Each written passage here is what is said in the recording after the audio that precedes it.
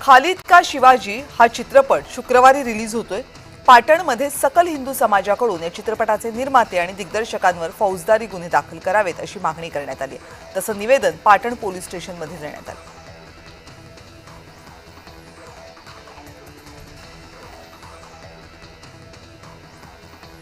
श्रावण महिना सुरू झाल्यापासून पश्चिम विदर्भासह अमरावतीमध्ये पावसानं दडी मारली आहे। त्यामुळे उन्हाचा पारा चढलाय। अमरावतीचा पारा सध्या 34.5 अंश सेल्सिअसवर आहे। ऐन पावसाळ्यात पारा 34 अंश सेल्सिअसच्या वर गेल्यामुळे पिकांना मोठा फटका बसण्याची शक्यता आहे।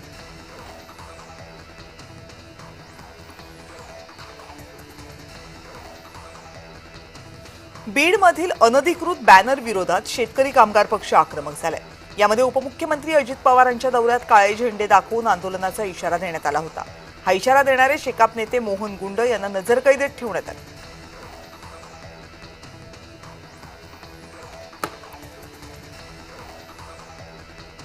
धुळ्यामध्ये युरिया टंचाई विरोधात ठाकरे गटानं सिंदखेडा तहसील कार्यालयामध्ये ठिय्या आंदोलन केलं। यावेळी जोरदार घोषणाबाजी झाली। सिंदखेडा तालुक्यामध्ये सध्या युरिया खताचा मोठा तुटवडा निर्माण झालाय। युरिया मिळत नसल्यामुळे शेतकऱ्यांना मोठ्या अडचणींचा सामना करावा लागतोय।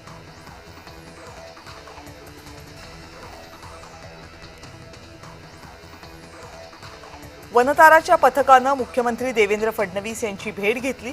त्यानंतर आता कोल्हापूरमधल्या दिगंबर जैन बोर्डिंगमध्ये वनताराचे पदाधिकारी आणि माजी खासदार राजू शेट्टी, आमदार राहुल आवाडे, कृष्णराज महाडिक यांच्यासोबत बैठक झाली आहे।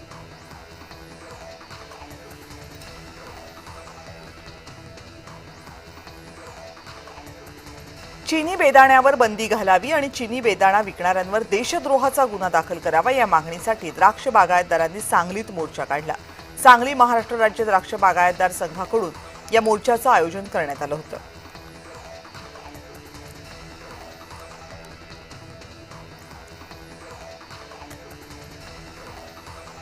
अमरावतीच्या भंडारतचे संत्रा उत्पादक शेतकरी जिल्हाधिकारी कार्यालयावर धडकले।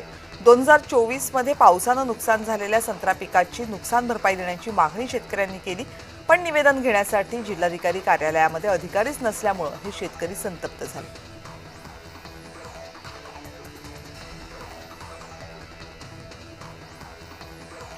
कळमना कृषी उत्पन्न बाजार समितीच्या चौकशीला विरोध करणाऱ्या याचिकेचा निर्णय राखून ठेवण्यात आलाय।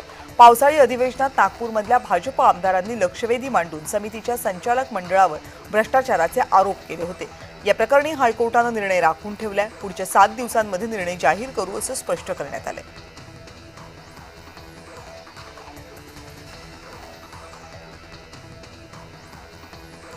मौलवीगंज भागातील महानगरपालिकेच्या शाळा परिसरातील अतिक्रमणांवर धुळे पालिकेच्या अतिक्रमण निर्मूलन पथकानं धडक कारवाई केली। या अतिक्रमणांमुळे विद्यार्थ्यांच्या ये-जा करण्याच्या मार्गात अडथळा निर्माण होत होता।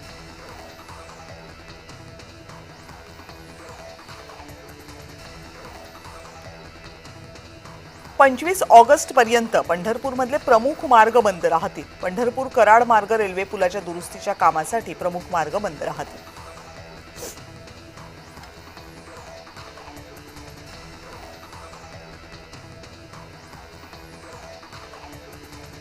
छत्रपती संभाजीनगरमध्ये साथीच्या रोगांनी सध्या थैमान घातले। दररोज 8000 रुग्णांना सर्दी, खोकला, ताप याची बाधा होतीये। वातावरणातल्या बदलाचा नागरिकांच्या आरोग्यावर मोठा परिणाम होतोय, त्यामुळे सगळीकडेच नागरिक सध्या त्रस्त आहेत।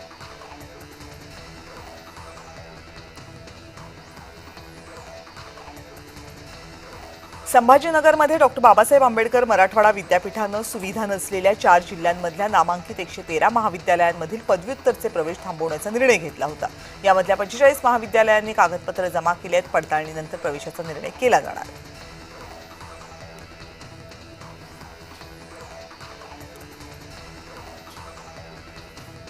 मे महिन्यामध्ये सुरू करण्यात आलेली नागपूर कोल्हापूर मार्गावरची विमानसेवा बंद करण्यात आली आहे। फक्त 2 महिने ही सेवा सुरू राहिल्यानंतर सेवा एअरलाईन कंपनीकडून अचानक बंद करण्यात आली आहे।